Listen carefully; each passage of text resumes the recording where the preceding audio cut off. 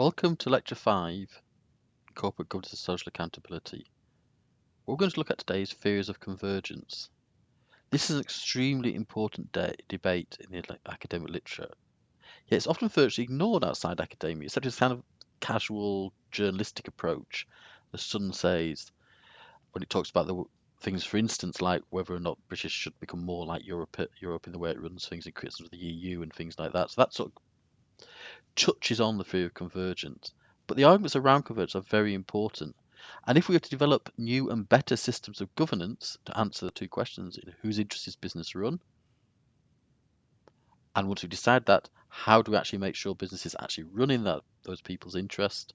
Then we need to learn from other systems apart from the West. We have to look at the mistakes of Chandler, who only looked at the US and then finally extended that to the UK and Germany.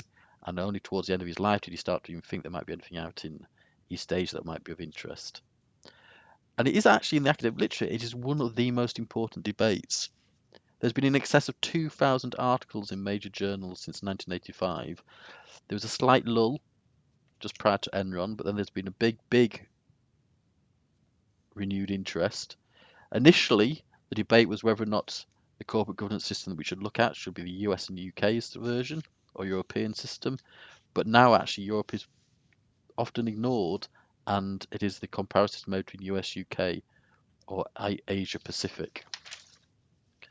So what are we doing in this lecture, in this week's work? Well, we'll be looking to define convergence. You must understand the difference between convergence and globalization. That is a key error that is made by many students. You must understand and identify the key areas of convergence. Once you've looked at the theory, we need to analyze and evaluate the extent of actual convergence. And finally, I think you should be able to synthesize new approaches to governance from the varied models shown throughout the world. I would suggest that you remember the final learning outcome as one that could be very important in the exam when answering questions from Part A. So let's address one of the first issues. Is it globalization? Are we simply talking about a system which reflects the fact that these days most businesses are globalized, most businesses are working internationally, most businesses compete internationally? We say a series of where the world is a series of economic nodes that are all linked together, talking to one another, trading with one another, connecting with one another. Well, let's be clear about it. No, that is not what we are talking about. Globalization and convergence are not the same thing. You could have a fully globalized world with no convergence, and you could have a fully converged world with no globalization. It's unlikely, but it's possible. In a globalized world with no convergence, each of these nodes would operate in its own way, and there'd be a kind of protocol or connection between them that allow you to translate the works of one area into the works of another, but they would each work and operate and have their own completely independent governance system. In a fully converged world with no globalization, everyone might have the same accounting and governance systems, but they might not trade with one another. There might be no reason to it. People just do their own business locally. So each node talks to another, but they do not have to be governed the same way is the rule of globalization. So the first question for today, for this lecture, is there convergence? Secondary questions is, if there is convergence, what model are we converging on? Are we converging on a UK-US model, the Anglo-Saxon model? Are we pertaining on a Northern and Scandinavian model, or on a Southern European model? Are we converging on a model related to the Asia-Pacific things? There are lots of questions that could be pulled up. One of the interesting things to look about and consider is, if there isn't convergence, why not? Why is it in a world in which we do have globalization, governance systems are not converging? A sub-question, and one that you must ask yourselves, is in emerging markets, of which there are two types. There are the emerging markets of Eastern Europe and other ex-communist states, and there are the developing markets of the Southern America and of Africa. What form and what system are they taking? If there is a single good system, surely that's the one that we'd see being adopted in newly capitalist, new free market economies.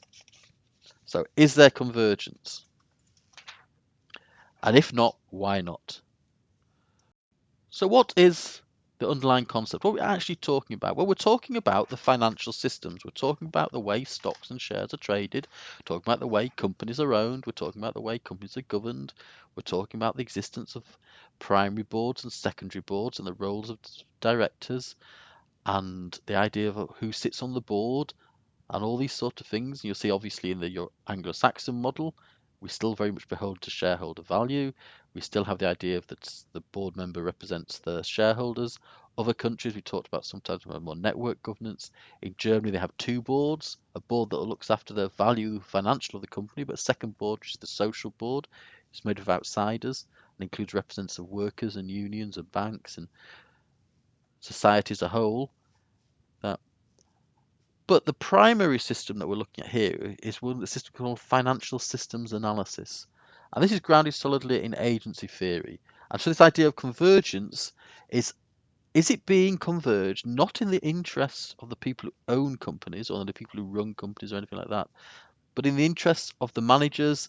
Is it a kind of another example of agency theory? Are we finding that managers find it easier to adopt models that suit them, that are models that are similar to the ones elsewhere in the world?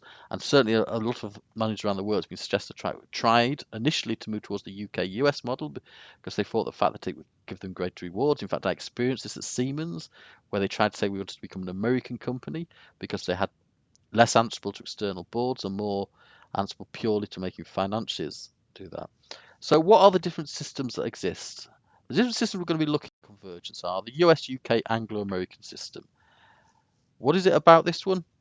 This system is market-based. You buy and sell shares that effectively you're governed. If your company is being run badly, share prices fall. We'll learn more about this in shareholder value.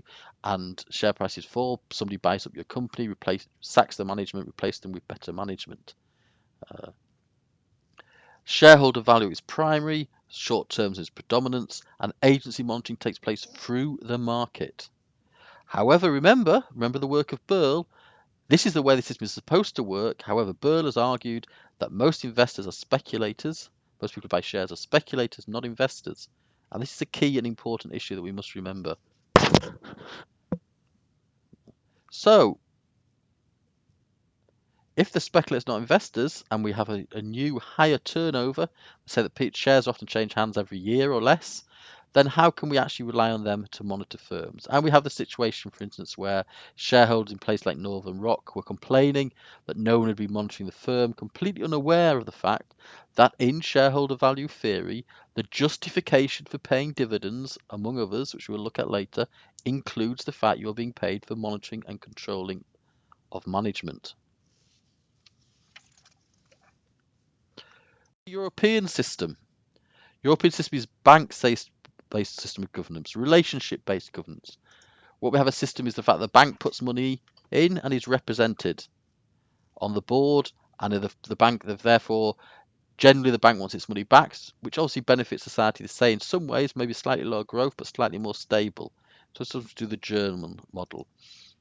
Basically, there is still some finance, some buying and selling of shares, but that is not the major form of governance.